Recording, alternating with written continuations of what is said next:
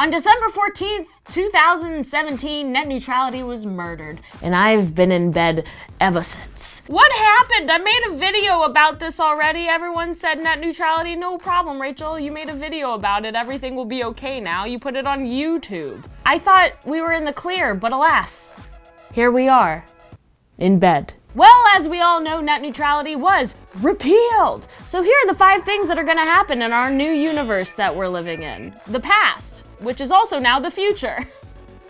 Isn't that crazy? We're real Marty McFlys. God damn it. Number 5, slow burn.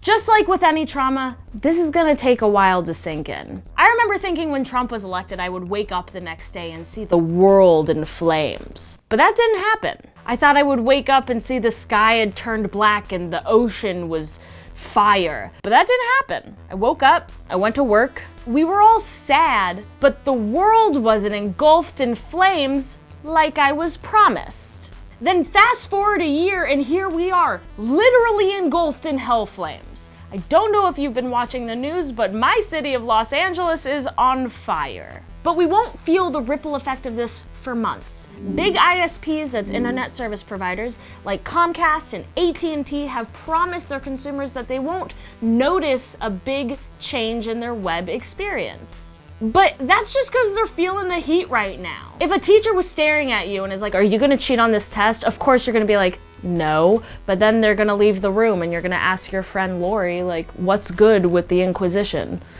There are people suing the FCC right now, which I'll get into later, but after the dust from that settles, undoubtedly we will see these big ISPs start to enact change. Many internet service providers are also media companies, which means they have their own content to put in front of your face. It makes sense for them to create faster lanes of delivery for their own sites as opposed to the sites and content of their competitors. For instance, in 2012, at&t actually blocked FaceTime because Apple is a direct competitor. Imagine buying a very expensive iPhone and then not being able to utilize FaceTime because you chose the wrong team. That's some middle school shit. That's some like, if you're friends with Anne, you're not allowed to be friends with Charlotte. And I thought once you start paying bills, you officially don't have to be in middle school anymore. Guess not. Number 4, benefits? Nope, not really.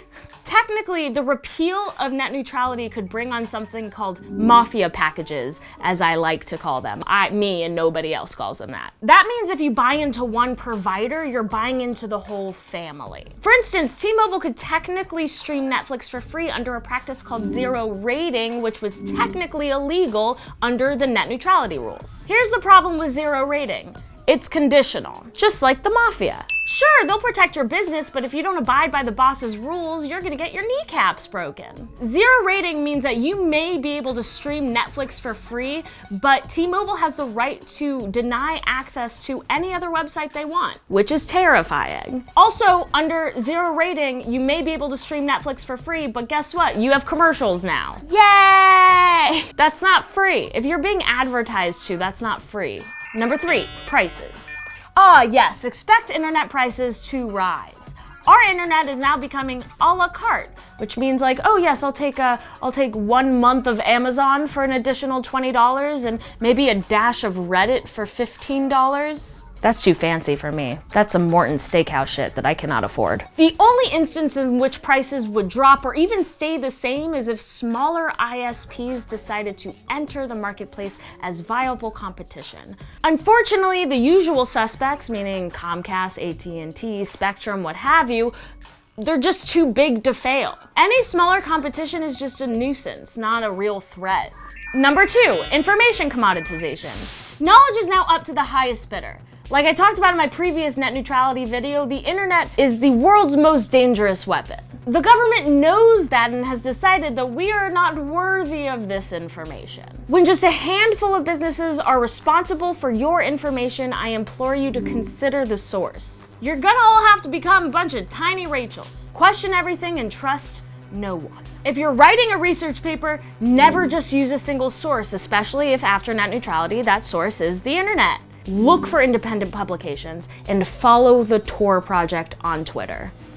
Learn how to use the dark web is what I'm saying. That's not what I'm saying because I'm complicit if you do indeed decide to use the dark web, so it's not technically what I'm saying, but what I am saying is that education is power.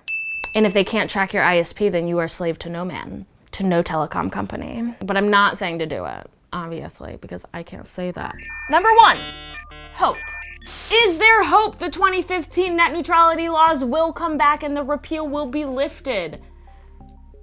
Kinda. Some Democratic lawmakers have said they will overturn the FCC's action through a Congressional Review Act. This would require a majority vote in order to abolish a new rule, even if that new rule is overturning another new rule. Haha, that's fun. Basically, it's a peer review, and if the peers deem it unlawful, then it won't pass. Yay! But, given the Republican control in Washington, resolution seems unlikely. Believe it or not, there's still some politicians in the government who want what's best by their constituents.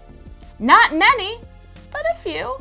What 2017 has taught me is that if you want something, you have to try and make it happen for yourself. Time to step it up. You can still write your reps using battleforthenet.com. Link is in the description. Please let them know that you're not happy with this and you're not just gonna lay down and take it. This is bleak, for sure, but it's not over. It's not over because we're still alive and mad as hell. Stay mad, keep calling, keep writing, and Trump. Thanks for watching. Subscribe to Snarled. I almost said Slate Tricks. Also subscribe to Slate Tricks. We do both those things, Snarled and Slate Tricks. Hissy Fit's there too. Turn on the bell for notifications. Oh my God.